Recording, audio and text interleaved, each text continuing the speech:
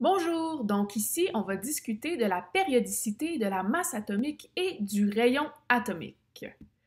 Commençons tout d'abord avec la masse atomique. Petit rappel de ce qu'est la masse atomique, eh bien c'est tout simplement la masse d'un atome qui est exprimée en U, qui est pour unité de masse atomique. On se rappelle aussi que la masse d'un atome tient compte en réalité de son nombre de protons et de neutrons parce que les électrons sont tellement petits qu'on considère que leur masse est négligeable. Comment varie la masse atomique dans une période? Donc, on a notre tableau périodique. Je vous rappelle qu'une période, c'est une ligne à l'horizontale comme ça ici. Donc ici, vous voyez à l'écran, j'ai mis en évidence la deuxième période qui commence avec le lithium et qui se termine avec le néon.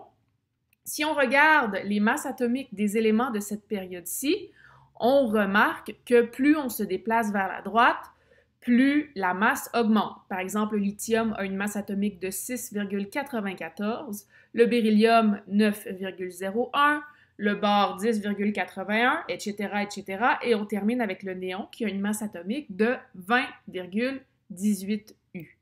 Donc, dans une période, la masse atomique augmente vers la droite. Plus on s'en va vers la droite dans une période, plus la masse atomique augmente.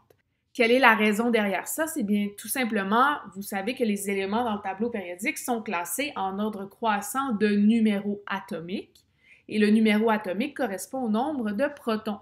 Donc, à chaque fois qu'on se déplace vers la droite de une case dans une période, on ajoute un proton. Donc, on alourdit notre noyau. Notre noyau augmente de masse et on augmente aussi le nombre de neutrons, bien évidemment. Donc, plus on se déplace vers la droite, plus on a de nucléons dans le noyau, donc plus la masse va augmenter.